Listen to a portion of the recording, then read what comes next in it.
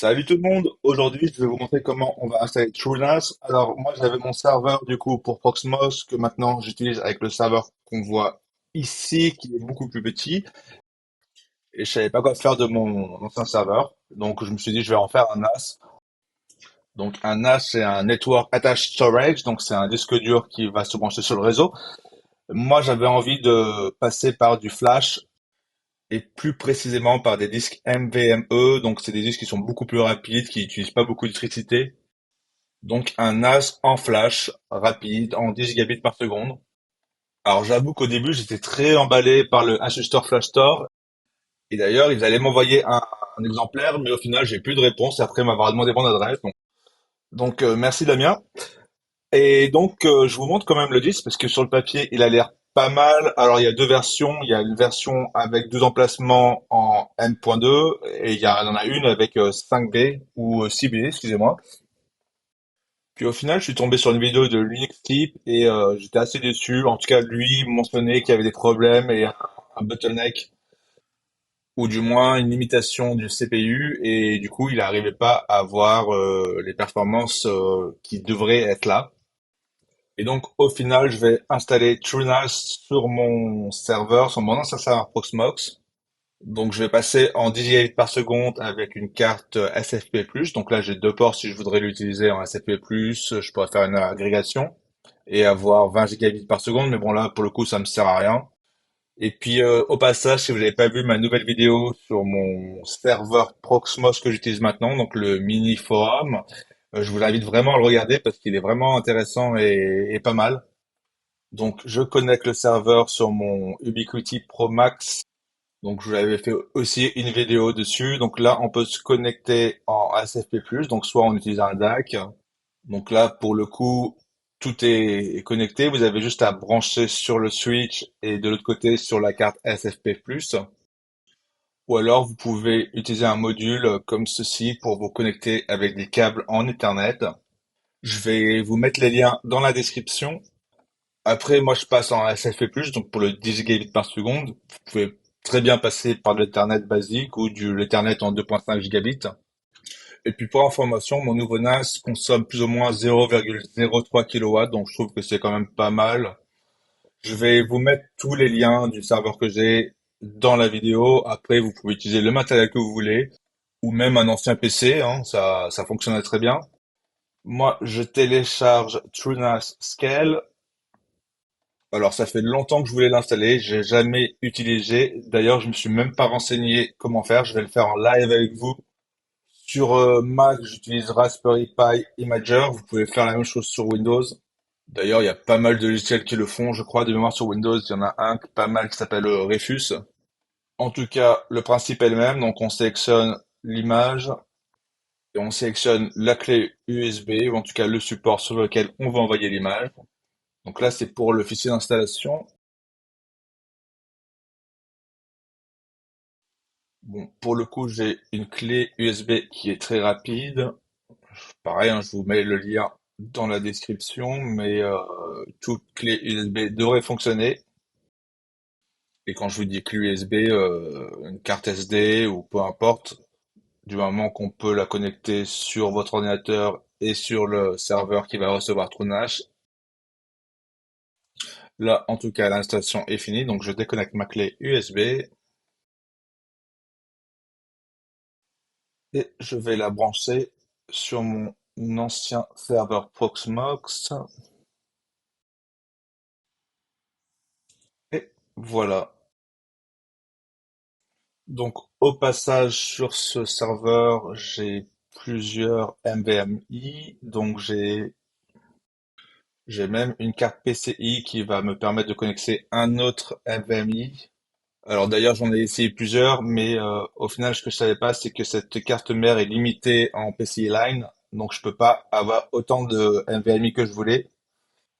Donc là, j'en ai un sur la carte mère, un deuxième, et j'ai aussi donc cette carte PCI et j'ai aussi un SSD en SATA. Donc là, je me connecte sur mon KVM Network. Donc pareil, hein, si vous n'avez pas vu la vidéo, je vous invite à la voir. Donc je presse F8 pour le coup pour avoir le menu du boot. c'est généralement sur Asus F8. Après, ça dépend de votre carte mère.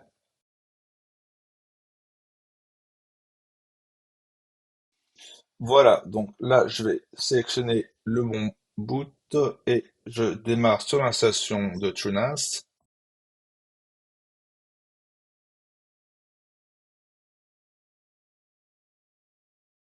Donc ça peut prendre un petit peu de temps pour booter, c'est normal. Après, encore une fois, moi, j'ai jamais fait auparavant, donc je découvre en même temps que vous. Donc là, a priori, on va faire l'installation, on va choisir la destination. Donc moi, je vais prendre le disque dur le plus petit pour le système. Et puis après, on va faire un RAID. Oui, au final, je me suis trompé tout à l'heure, j'ai 4 NVMe AA et A SATA. Le SDB, c'est justement ce qui est en PCI Express. Donc, je vais installer probablement sur le plus petit qui est ici. Donc, le NVMe0N1.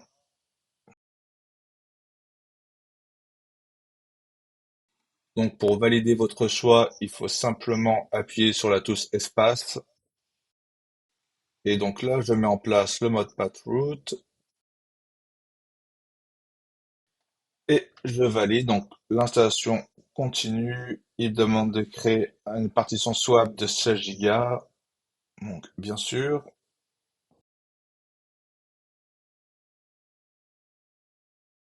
Donc là, il est en train de créer le dataset. Donc, c'est pareil, ça peut prendre un petit peu de temps. Et une fois que c'est fini, j'aurai simplement enlevé la clé USB. Donc, je vais enlever ma clé USB du serveur.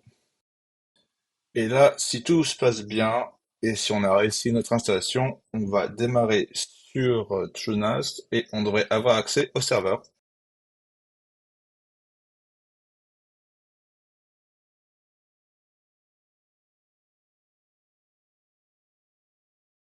Bon, encore une fois, ça va dépendre de la machine en question et du disque dur, forcément.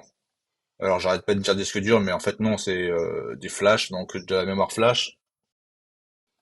Et donc là, on a un menu si on veut redémarrer ou peu importe. Donc là, on peut configurer l'interface si on le souhaite. Et quoi qu'il arrive, on voit l'interface HTTPS ou HTTP. Donc dans mon cas 10.9.8.13, je vais mettre une IP réservation ou une réservation DHCP.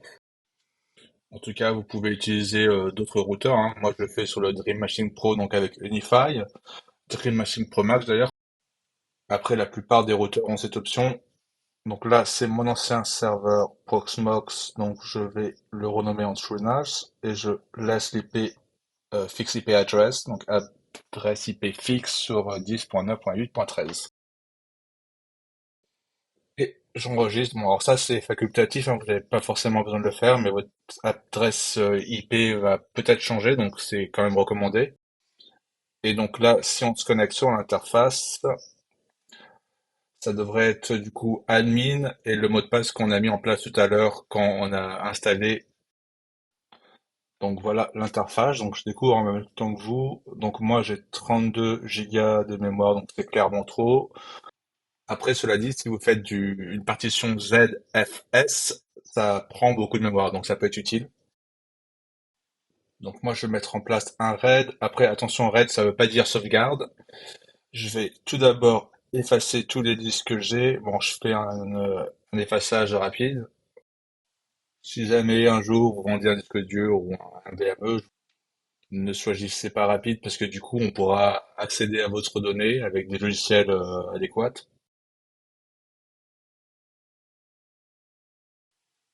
Donc là, je fais ça pour tous les disques. Je découvre en même temps que vous, hein, donc s'il y a des pros dans TrueNAS, n'hésitez pas à laisser un commentaire. Et puis au passage aussi, n'hésitez pas à liker ou ne pas liker si vous n'avez pas aimé. Et surtout, si c'est du contenu qui vous intéresse, n'hésitez pas à vous abonner parce que du coup, ça pourra me donner plus de poids si je veux faire des partenariats et en tout cas tester des produits. Donc là, les disques sont presque effacés.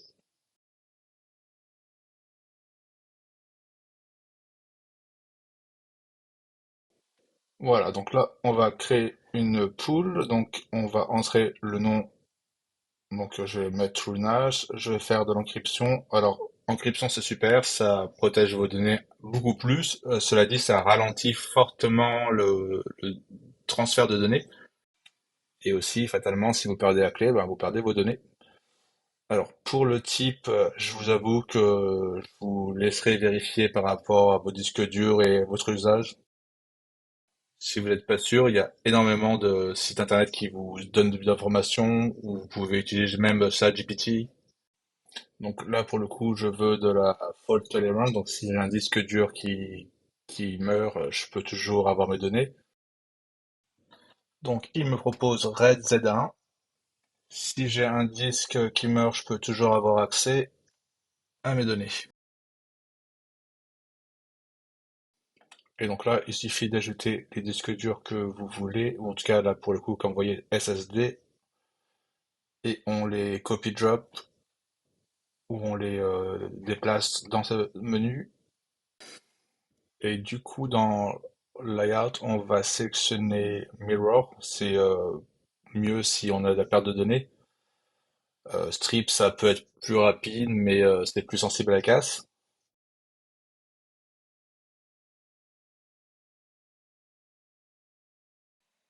Voilà, donc après, on a juste à faire Next et suivre les instructions. Alors pour le coup, je vais faire de l'encryption, donc il va falloir sûrement que j'enregistre une clé sur mon disque dur.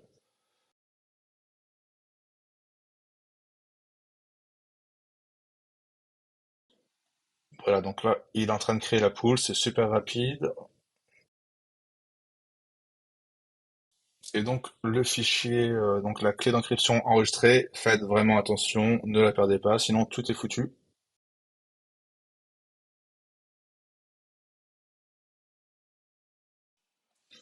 Donc là, dans mon cas, on voit que j'ai bien une capacité de 5,15 terabits, et donc j'ai mon format ZFS qui est de bonne santé.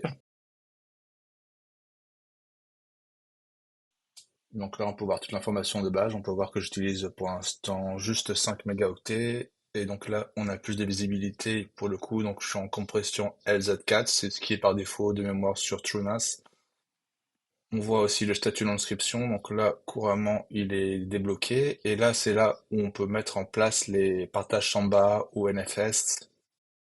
Donc je comptais ajouter à cette vidéo comment mettre en place Time Capsule pour les Mac et les backups sur Proxmox. Donc si ça vous intéresse, dites-le moi et je ferai une nouvelle vidéo. Mais là, pour le coup, je pense que cette vidéo est déjà assez longue comme ça.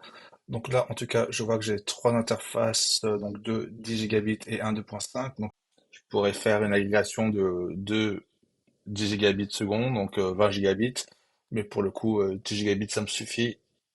Et donc là, comme on peut voir, on peut créer des machines virtuelles. Donc ça, c'est vraiment cool. C'est, je crois, sur la version Scale de TrueNAS. Et on se rapproche un peu de ce que Proxmox peut faire. Après, je préfère quand même Proxmox pour tout ça. Et puis là aussi, on a des conteneurs, enfin, en tout cas des applications préinstallées. D'ailleurs, je pense aussi vous faire une vidéo sur tout ce qui est radar, sonar et tout ça.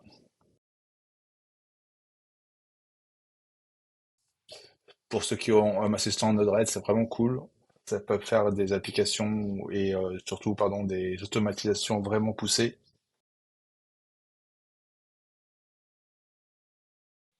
Et je pense que je vous ferai aussi une vidéo sur le Proxy Manager, donc pour avoir des certificats sur tous vos sites internes, si vous avez un Home Lab et si vous avez un nom de domaine.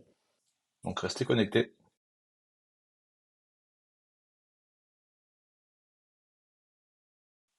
Voilà, donc on a Home Assistant, PyHole. Donc PyHole, c'est pour bloquer les pubs si vous voulez et faire un DNS perso. Et donc maintenant, on va voir tout ce qui est reporting, donc les informations sur le CPU, sur la température, sur la system load.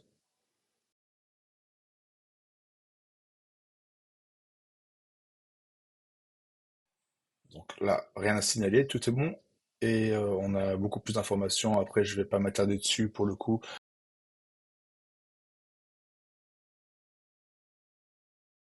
Bon, en tout cas, c'est tout pour aujourd'hui. J'espère que ça peut vous être utile. Et puis, je vous dis à bientôt.